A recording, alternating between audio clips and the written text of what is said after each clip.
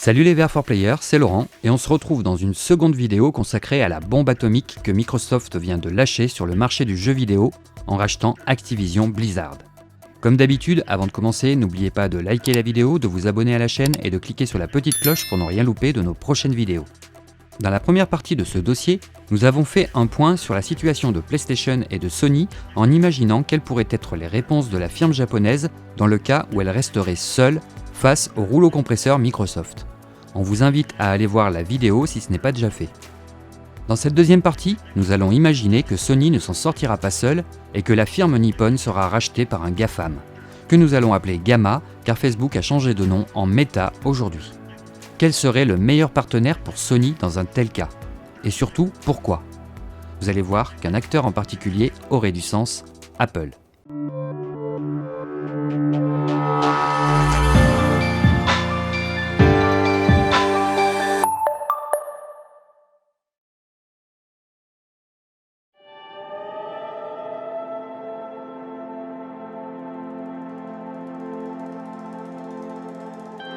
Le rachat de Activision Blizzard est une explosion de bombe atomique, avec toute la radiation qu'elle comporte. Cette annonce a fait beaucoup de bruit, comme le top départ d'une course contre la montre. Cette détonation va réveiller à coup sûr les autres Gamma, Facebook, Google, Amazon, Apple ou même Tencent, intéressés par le marché du jeu vidéo. Ici, on ne parle plus du petit Sony ou du petit Nintendo, mais bien d'entreprises qui ont suffisamment d'argent en banque pour venir vraiment ennuyer Microsoft. En achetant Activision, Microsoft a sans aucun doute déclenché un nouveau cycle d'acquisition qui fusionnera certaines entités du marché. C'est un peu comme en géopolitique, si on déplace une chose, il y a des conséquences derrière. Microsoft va essayer d'absorber tous les studios intéressants le plus vite possible. Facebook, Google, Amazon, Apple ou Tencent pourraient eux aussi se lancer dans des achats compulsifs et boulimiques. Dans tous les cas, si les Gamma sont intéressés, ils se doivent de répondre maintenant et de répondre vite. Ils ne vont pas laisser Microsoft prendre trop d'avance sur ce marché.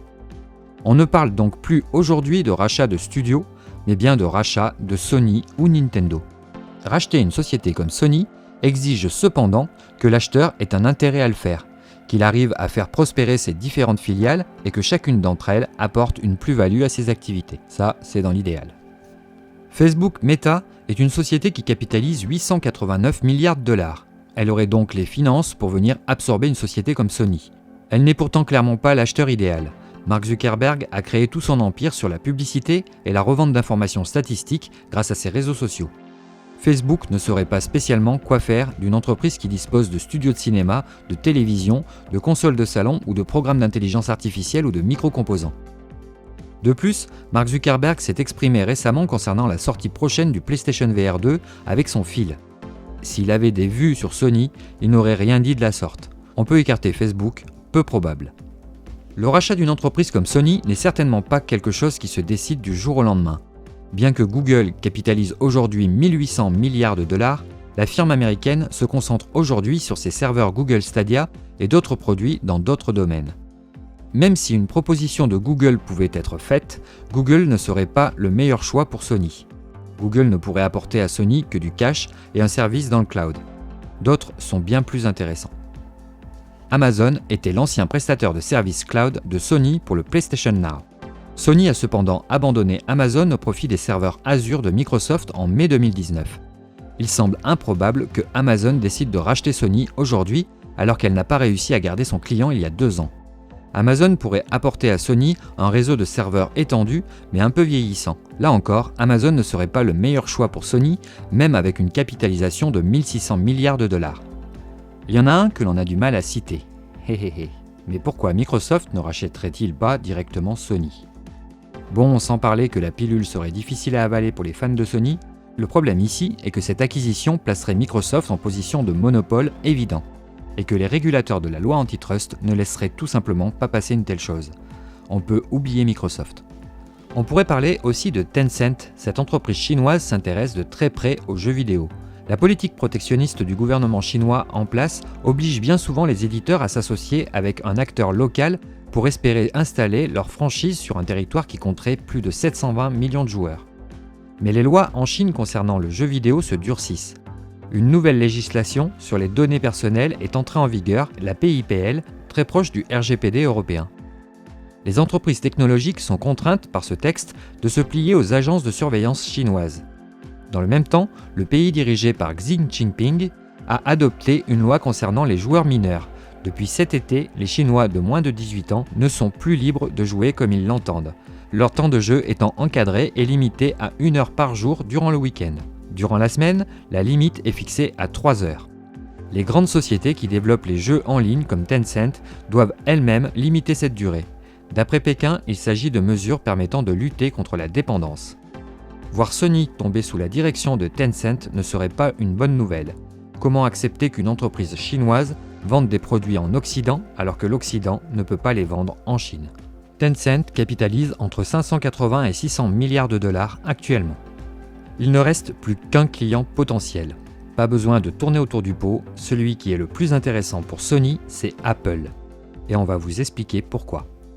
Si Sony devait lier un lien avec une entreprise, il semble évident que ça devrait être avec Apple, plus qu'avec toutes les autres.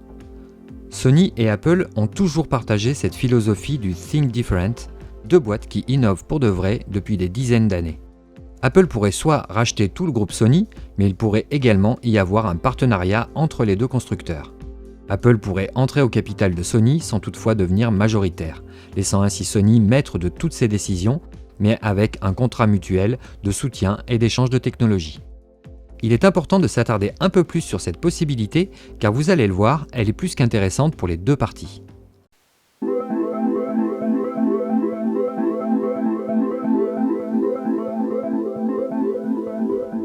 Quels sont les avantages pour Apple ? Racheter Sony serait particulièrement bénéfique pour Apple. On pensera d'abord aux capteurs photo présents dans tous les iPhones et iPad. Apple équipe tous ses iPhones avec les composants du japonais, autant dire qu'avec plus de 200 millions de téléphones vendus par an, il n'est pas un client comme les autres. Ce qui signifie également que ce composant est devenu vital pour l'iPhone.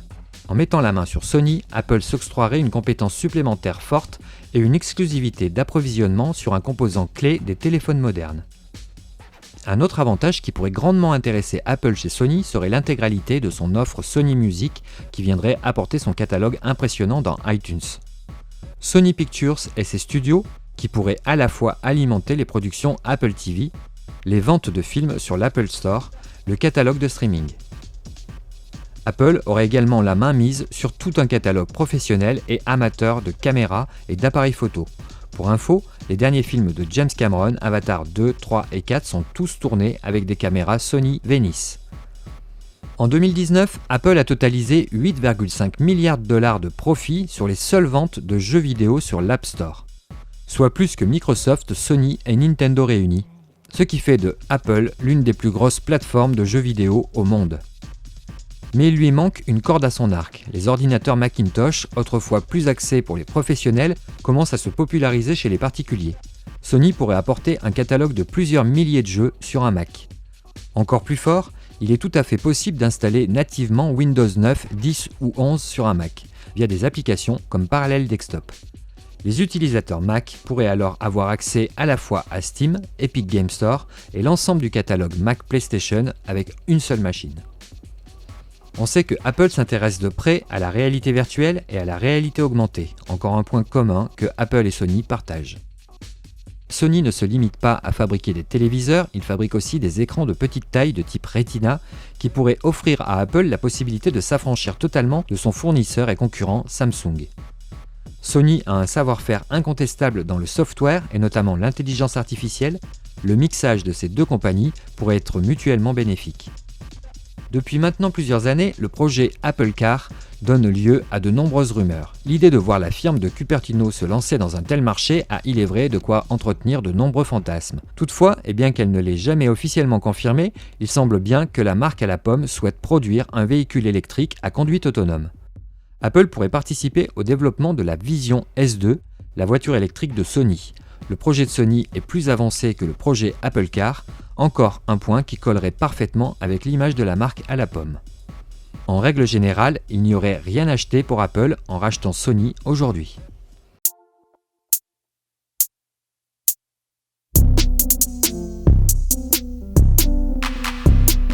Quels sont les avantages pour Sony maintenant ? Bien entendu, Sony bénéficierait avec un partenaire comme Apple d'un compte en banque encore plus important que celui de Microsoft. Racheter des gros studios ne serait plus un problème. Apple capitalisait plus de 3000 milliards de dollars au début du mois de janvier 2022.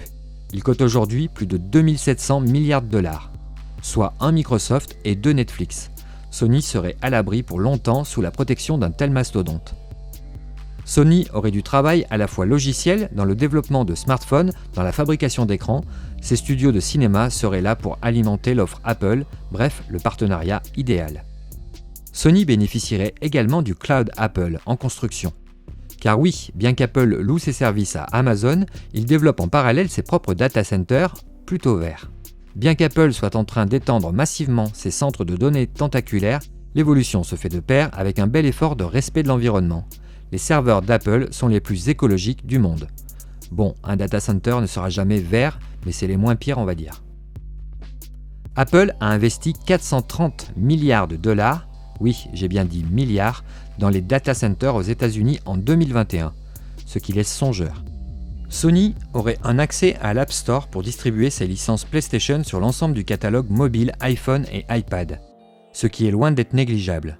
Jim Ryan et Kenichiro Yoshida en ont déjà parlé. Nous nous concentrons davantage sur le déploiement de l'IP propriétaire de PlayStation sur les mobiles. Enfin, un rachat de Sony ou juste une entrée au capital propulserait l'action de Sony vers des valeurs historiques, ce qui permettrait de faire de nouveaux investissements rapidement.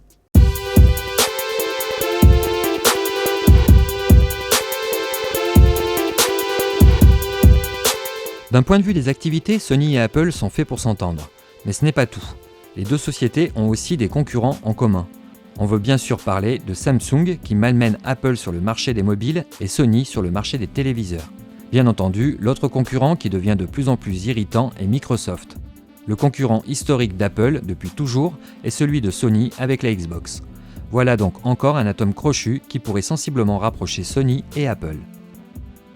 Il est certain que les produits Sony qui souffriraient le plus d'un rapprochement avec Apple seraient sans hésiter la gamme Xperia. Apple pourrait décider de développer une gamme de smartphones sur la base des Xperia estampillés PlayStation, une gamme de mobiles spécialisée pour le gaming.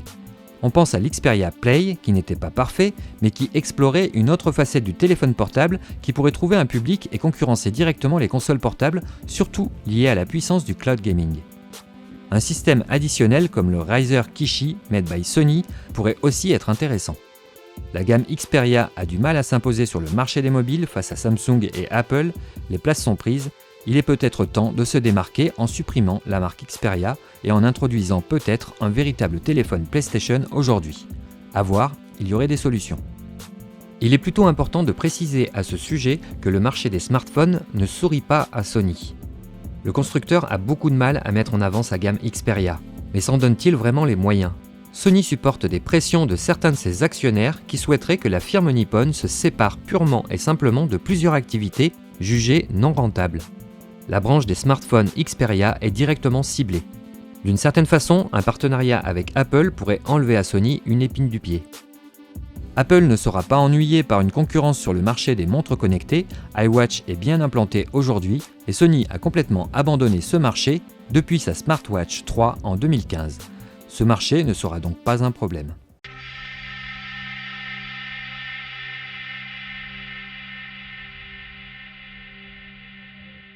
Certains pourraient dire que Apple vient d'avaler Sony pour contrer Microsoft, que c'est une opération financière et qu'Apple va broyer Sony, mais ça ne sera pas le cas. Tout simplement parce que Sony et Apple travaillent main dans la main depuis toujours en fait. Le Macintosh est le premier ordinateur personnel de la famille des Macintosh lancé par Apple Computer le 24 janvier 1984. Son boîtier beige embarque un écran de 9 pouces de diagonale en plus de l'unité centrale. La machine était livrée avec un clavier et une souris. Lorsque le premier Mac était en développement, Steve Jobs souhaitait y installer un lecteur de disquettes 5 pouces 25 fait maison, surnommé Twiggy. Mais Sony arrivait à ce moment-là avec son premier lecteur 3 pouces et demi, ces petites disquettes que l'on pouvait glisser dans une poche et qui étaient protégées par un boîtier en plastique rigide. Steve Jobs ordonna à ses ingénieurs de s'inspirer ouvertement de ce support pour améliorer le projet de lecteur 5 pouces 25 déjà en chantier. Mais à 7 mois de la sortie du Mac, l'équipe de Steve Jobs était bien plus consciente que lui de la quasi-impossibilité d'être prêt dans les délais impartis. ces ingénieurs travaillèrent alors secrètement avec Sony tout en continuant à discuter avec le partenaire japonais d'Apple engagé dans la fabrication du Twiggy. Au final, le partenaire japonais d'Apple estima qu'il lui faudrait 18 mois pour réaliser le lecteur de disquette voulu. Jobs ravala sa fierté et remercia ses ingénieurs pour leur désobéissance lorsqu'ils lui révélèrent qu'ils avaient travaillé sur un plan B avec Sony. Les deux sociétés ont étroitement collaboré sur certains projets. Par exemple, l'équipe QuickTime a aidé Sony à mettre au point son format audio A-Track, utilisé sur les mini-disques puis sur la PlayStation portable. L'un des anciens concepteurs de QuickTime dirigea chez Sony le développement des appareils photo numériques Cybershot. Sony utilisa aussi QuickTime sur ses téléphones et PDA Clié. Un autre aspect des relations entre Steve Jobs et Sony aurait pu avoir des conséquences importantes, celle de voir les PC Vaio fonctionner avec une licence d'OS X. Jobs ordonna en 2001 qu'un prototype d'OS X sur Intel soit installé sur un Vaio pour en faire une démonstration au PDG de Sony. Jobs, à son retour aux commandes, avait mis fin au programme de licence de macOS auprès des quelques cloneurs PC existants. Mais quelques années plus tard, il était prêt à faire une exception et laisser son OS fonctionner sur les machines de Sony. Aujourd'hui encore, tous les objectifs des appareils photo d'iPhone, y compris ceux de l'iPhone 13, sont des objectifs de marque Sony. Depuis 2020, les Smart TV de Sony sont toutes compatibles avec Apple TV. Apple offre même un abonnement de 6 mois gratuit pour tout achat d'un téléviseur Sony. Le même abonnement gratuit de 6 mois est disponible pour les clients achetant une PS5. Les téléviseurs Sony exécutent le logiciel Android TV.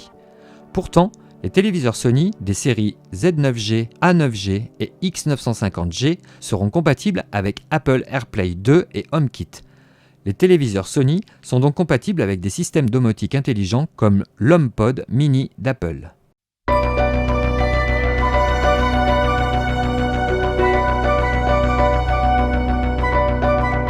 Apple et Sony, ce fut une grande histoire de respect mutuel. Steve Jobs a plusieurs fois fait état de son admiration pour le cofondateur de Sony, Akio Morita, notamment en lui rendant hommage durant une Macworld Expo après l'annonce en 1999 de la disparition du célèbre dirigeant. Morita lui rendait bien cette affection, explique Kunitake Ando, qui dirigea le groupe Nippon entre 2000 et 2005. Le cofondateur appréciait tout particulièrement deux célébrités américaines, Michael Jackson et Steve Jobs.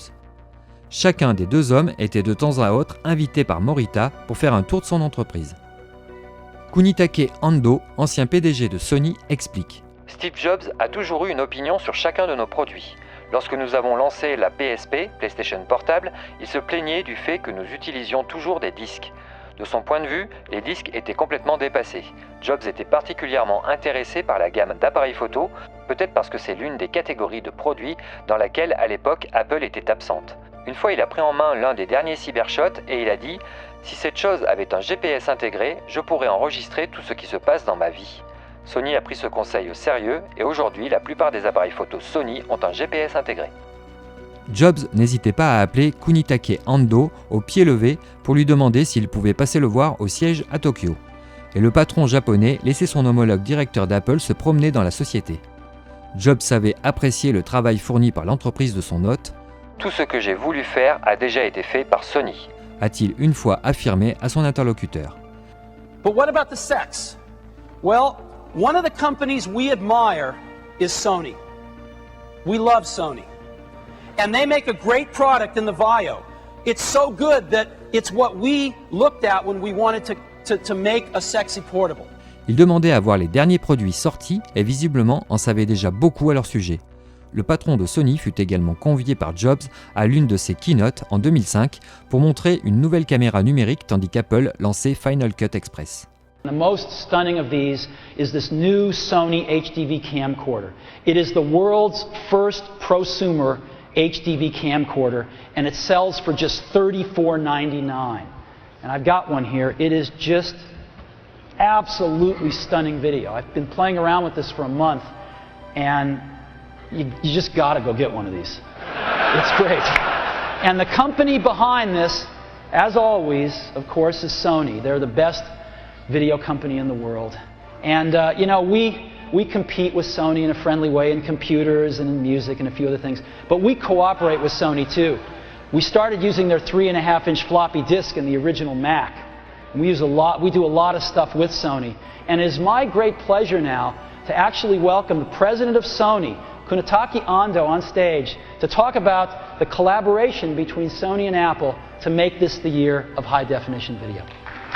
You know, it's very exciting to see just real Steve Jobs making presentation at the Macworld.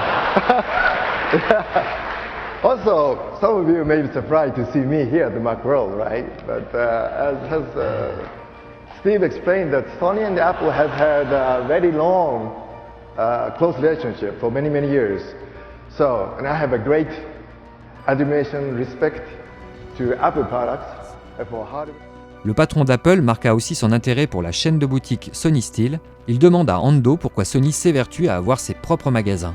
Les distributeurs savent vendre vos produits, mais ils ne savent pas expliquer aux clients ce que vous pouvez faire avec. C'est ça que nous voulons faire dans nos magasins, lui répond le patron de Sony.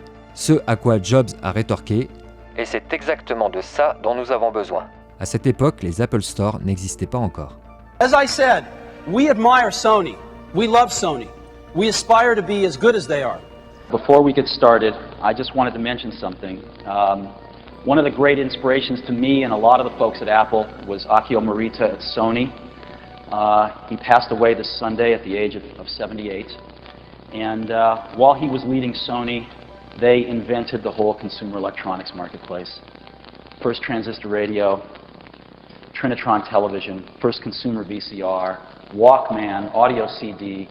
The innovation that they brought to the marketplace was staggering, and as he expressed his love for his fellow species through his products and his company, we've certainly been very inspired by it, and I hope that some of the things that we're going to be doing today would make him smile. You know, we do work very closely with Sony on digital still cameras and these new camcorders, which is really great. And who knows, maybe someday computers and music too.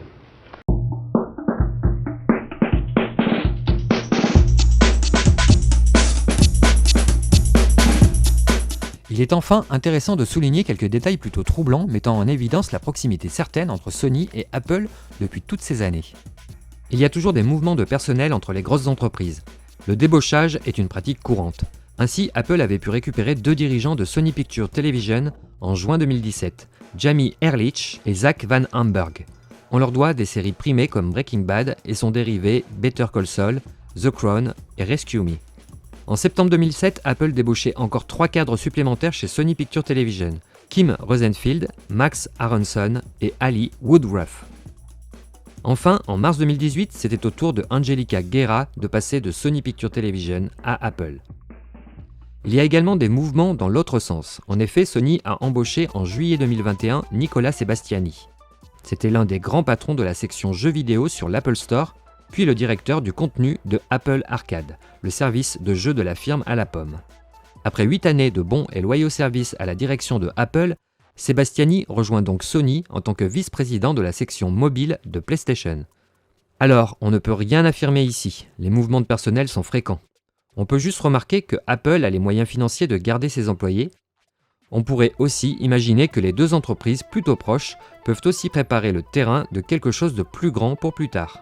Apple a besoin de développer sa branche vidéo à la demande, Sony dispose de ce savoir-faire.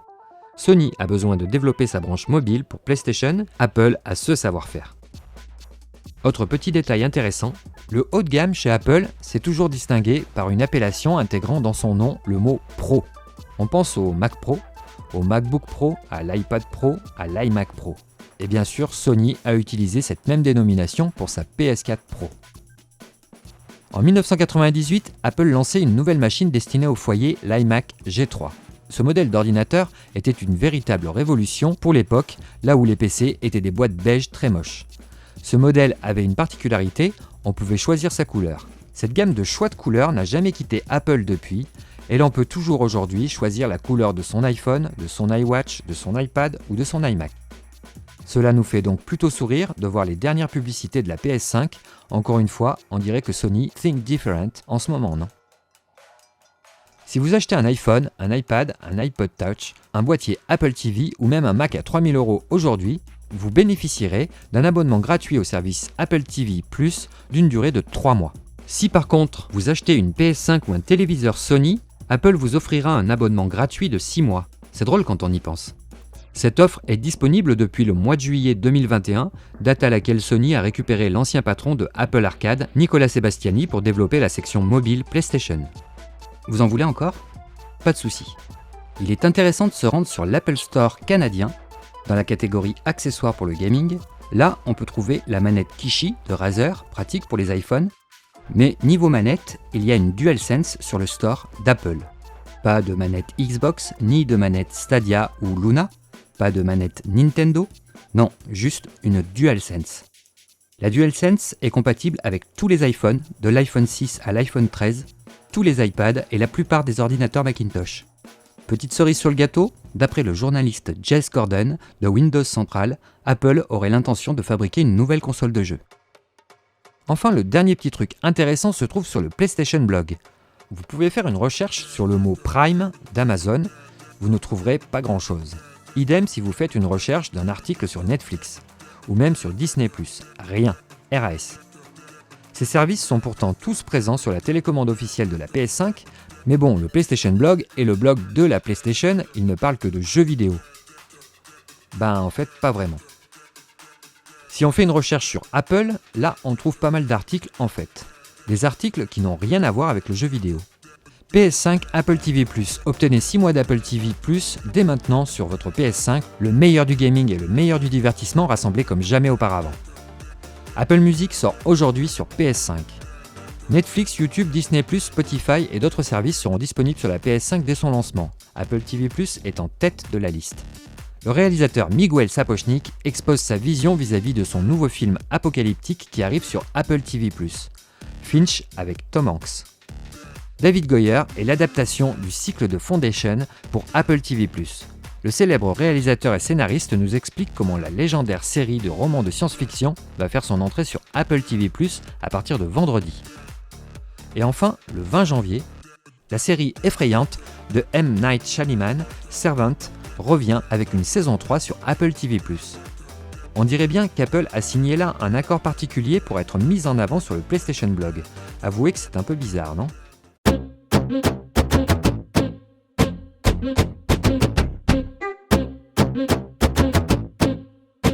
Tout ceci est bien intriguant, mais il y a quand même un grain de sable dans cet engrenage que pourrait être ce partenariat hypothétique. Je veux parler ici des rapports plutôt difficiles entre Apple et Tim Sweeney, le PDG d'Epic Games. Sony a investi 450 millions de dollars dans Epic. Si Apple avalait Sony, il deviendrait un investisseur de Epic Games alors que les deux oiseaux sortent juste d'un procès. No! Et les relations entre Apple et Epic Games sont plus que tendues en ce moment.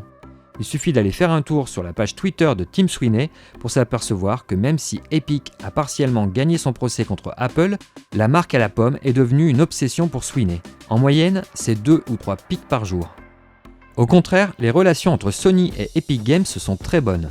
PlayStation et Sony Pictures utilisent grandement Unreal Engine 5 autant pour la création de jeux vidéo que pour la création d'effets spéciaux. On a vu Sony Music participer à l'organisation de concerts de Travis Scott ou Aya Nakamura dans Fortnite. Il serait dommage de venir gâcher ce rapprochement très important pour Sony pour des questions de rancœur. La meilleure solution serait donc, pour maintenir une bonne entente entre Sony et Epic Games, qu'Apple entre juste de façon significative dans le capital de Sony avec un partenariat solide entre les deux entités, un partage de technologies, des aides mutuelles de tout type, un soutien financier pour Sony, sans toutefois devenir majoritaire et de laisser ainsi Sony gérer son business plus librement. Les Japonais ne laisseront pas partir Sony aux États-Unis. Il ne faut pas rêver. La justice nippone a déjà empêché le rachat de plusieurs entreprises japonaises par des Américains. Le Japon a une politique de protectionnisme économique, et ils ont raison de protéger leurs bébés. Par exemple, durant les années 80-90, les Japonais utilisent des normes drastiques pour protéger leur secteur automobile. Par exemple, les voitures étrangères sont refusées pour une taille excessive de rétroviseur. L'exportation des consoles de jeux vidéo a été facilitée par les aides diverses de l'État japonais, afin de s'imposer sur le marché mondial. Les consoles étaient vendues beaucoup moins chères à l'étranger qu'au Japon.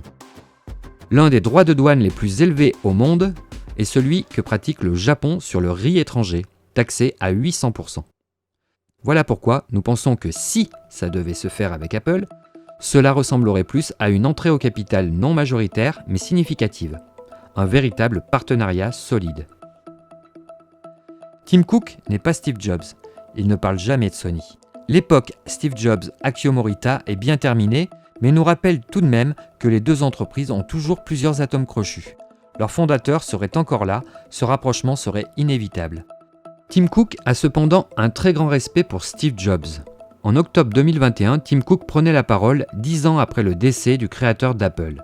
Steve était tellement de choses, brillant, drôle et sage, un mari, un père, un ami et bien sûr un visionnaire. Il nous a mis au défi de voir le monde non pas pour ce qu'il était, mais pour ce qu'il pourrait être. Et il a aidé tant de gens, moi y compris, à avoir le même potentiel en nous-mêmes. Pas un jour ne passe sans que je ne pense à lui.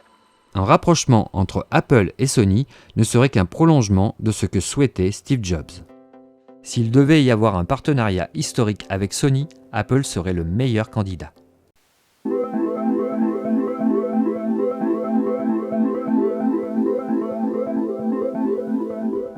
En conclusion, le marché du jeu vidéo ne sera plus jamais le même. Microsoft dévoile aujourd'hui ses intentions qui sont très clairement de devenir le leader mondial du jeu vidéo, de s'emparer de ce marché à n'importe quel prix. Les anciens acteurs du jeu vidéo, que sont Sony et Nintendo, auront deux choix, soit se plier à leur vision des choses, soit ils seront écrasés et asphyxiés par le rouleau compresseur Xbox. Comme Phil Spencer l'expliquait très clairement, Sony ou Nintendo ne sont plus les concurrents de Xbox aujourd'hui. Et il a raison de dire ça. Microsoft vient de dévoiler au monde qu'il était capable d'investir 70 milliards dans le jeu vidéo pour s'emparer d'un marché. Cette bombe atomique a fait du bruit, c'est la panique chez Sony. Mais l'onde de choc va aussi réveiller d'autres gros poissons qui ne pourront rester sans réagir dans un délai plutôt court, s'ils veulent encore rentrer dans la partie. Microsoft a amorcé son sprint maintenant, les autres gamins n'ont plus le choix. Microsoft vient de casser le game en imposant sa vision et son modèle sur tout un marché. Soit vous faites comme nous, soit vous êtes morts. Les conséquences évidentes vont être maintenant que certaines entreprises vont fusionner pour se consolider. Personne ne peut prévoir ce qui va arriver maintenant. Ubisoft pourrait se faire avaler par Amazon, Sega et Nintendo par Google, Sony par Apple, Electronic Arts par Microsoft, Epic Games peut aussi se faire croquer. Bref, la vente aux enchères est ouverte, des OPA sont possibles et tout est possible en fait. Microsoft vient d'ouvrir la boîte de Pandore, il y aura des conséquences maintenant que Facebook, Amazon, Google, Tencent et Apple sont là. Tout le monde va ne faire qu'une bouchée des acteurs actuels. Microsoft ne vont pas s'arrêter là, ils vont continuer leur acquisition pour ne laisser que des miettes aux autres gammas. Leur intérêt sera aussi de discréditer l'AVR et le multiverse par tous les moyens, car ces technologies peuvent représenter un risque pour la firme de Redmond. Elle n'a rien à proposer pour le grand public. Nous sommes au tournant d'une grande révolution du jeu vidéo. Il va y avoir de la casse, tout ceci est à la fois passionnant et inquiétant. La question n'est pas de savoir si Microsoft est en situation de monopole en rachetant Activision, il ne l'est pas, pour l'instant. Mais il obtiendra ce monopole par la force des choses si les autres acteurs du marché ne réagissent pas rapidement. Et quand on parle d'autres acteurs, on ne parle plus ni de Sony ni de Nintendo. Apple serait clairement le meilleur candidat pour devenir un partenaire solide de Sony. Les deux sociétés s'emboîtent pratiquement à la perfection comme deux pièces d'un puzzle. Là où l'un est très performant, on a l'impression que l'autre lève le pied. Sony et ses montres connectées, ses téléphones Xperia, ou Apple qui reste plutôt discret avec Arcade. Les deux sociétés pourraient travailler ensemble car elles ont de très nombreux intérêts en commun. Microsoft n'a pas une très belle image au Japon, Steve Jobs et Apple par contre sont très appréciés. Nous ne serons donc pas très inquiets si on entend parler dans les mois à venir que Apple a racheté Tech2 ou Ubisoft. Apple pourrait s'occuper des gros comptes pendant que Sony se charge des plus petits studios comme From Software. Bien entendu, tout ce qu'on dit ici n'est qu'une analyse. Une analyse qui a par contre une véritable certitude. Celle que Sony est très loin d'être mort et pourrait bien en surprendre plus d'un à l'avenir. Méfiez-vous donc des commentaires hasardeux sur la toile, nous n'avons visiblement pas toutes les données en main. Voilà les amis, cette vidéo est maintenant terminée, on espère qu'elle vous aura plu. On vous rappelle avant de finir de vous abonner, de nous lâcher un pouce haut et de cocher la petite cloche pour ne rien louper de nos prochaines vidéos. A plus les amis, ciao ciao.